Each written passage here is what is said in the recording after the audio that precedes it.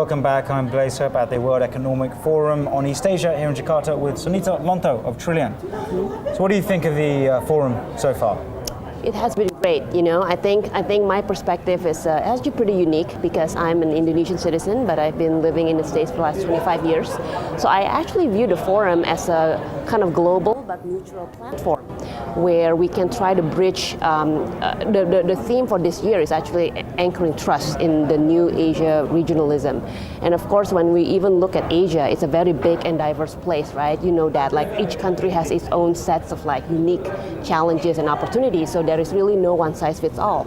But I think what's great about something like the World Economic Forum, it really provides kind of like a neutral and global platform where decision makers and all the different stakeholders can actually have an open and honest dialogue that results into real actions and impacts, which eventually what we hope is developing trust and mutual respect among all the different stakeholders so that we can ensure peace and prosperity, especially in this kind of changing new world order where kind of like the old paradigms are challenged. What are the perspectives you've been hearing today?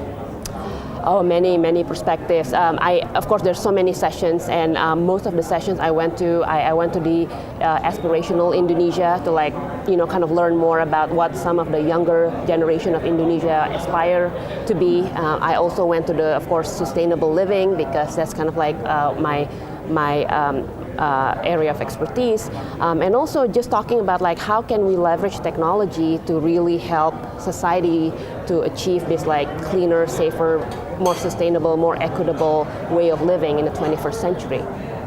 Do you think that there's going to be clear solutions coming out of this forum? I think it depends. I think it depends on the problem statement. If the problem statement is a little bit abstract, I think it's a little bit harder to like find the solutions. But actually, yesterday I went to some of the private sessions. So the private sessions were the ones that are not open to the public and actually not open to the media as well. I think in those sessions, people were being a little bit more open, a little bit more honest. And there's some government officials as well, and they were being, some of the foreign investors or some of the Indonesian players, I think we're being more honest about what are some of the challenges of actually trying to make things work in Indonesia and had like a more open and honest dialogue with government officials. So, in those instances, I felt like there could be very tangible results coming out of those types of sessions. And then the other ones would be some of the kind of like foreign companies or foreign players from other countries sharing some of the best practices and lessons learned that have been applied in like some of the other places around the world, and the Indonesian counterpart being willing to perhaps take some of those lessons learned and best practices and try to apply it for the situation here in Indonesia. So in those sessions, I can totally see like tangible impacts, right? But let's say if the problem statement is something a little bit abstract. Oh, how do we build mutual trust and respect? I mean, I guess I think after this forum, maybe everyone does feel like, well, we do respect each other and we trust each other, but then the implementation, like how do you implement trust and respect? It's not as obvious. What problems were being singled out by officials?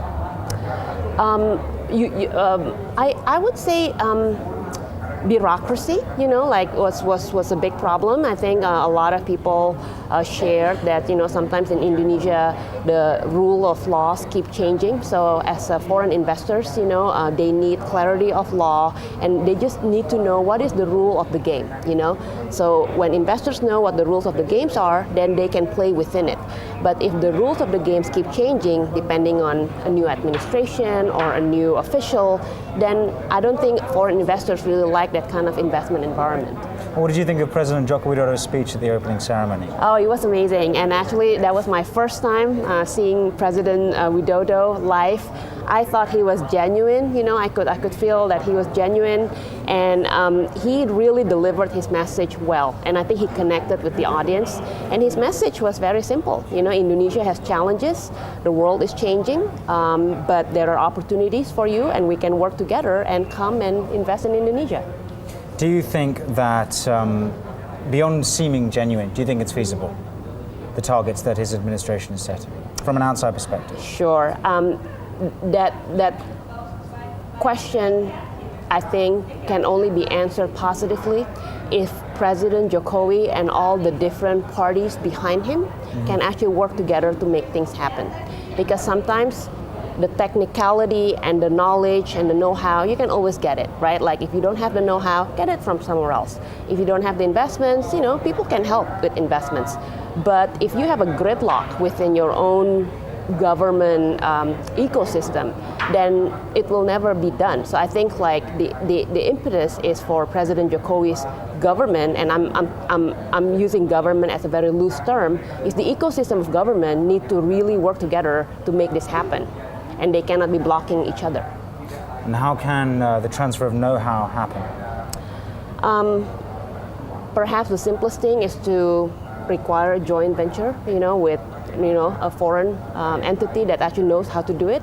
But over time, that whoever that foreign entity is has to also do some knowledge transfer to the local counterpart. Going back to your sector, your industry, tech, do you see joint ventures being a viable future? You've written about Indonesia possibly having a Silicon Valley of its own. Is it possible? I think it's possible, but of course Silicon Valley with an Indonesian flavor, right? Because first of all, I don't think anyone can emulate Silicon Valley. First of all, in terms of the place, Silicon Valley, many of the best people from around the world go there to either go study or work. So I think that's a little bit hard to emulate because Indonesia doesn't have as an open immigration policy as, let's say, America. But other than that, in terms of creating an ecosystem of like tech entrepreneurs, venture capital, incubators, accelerators, and large companies who are willing to help the smaller companies because eventually perhaps they want to buy them, I think that's totally possible to like be emulated in Indonesia. Do you see it happening somewhere like Bandung? They proposed a smart city. Do you think creating a smart city is a smart way to go towards achieving that goal, or do you think it's just a question of developing places like Jakarta, Bandung, or other regional hubs? Yeah, you know what? Actually, in order to create that kind of ecosystem, there are certain factors that need to be in place. The first one is like a strong research and development and let's say a talent capital pool. And Bandung seems to be good for that because there is the international, the Institute of Technology, yeah. Exactly, which is kind of like, I guess, the MIT of Indonesia. So they can get the technical talent from there.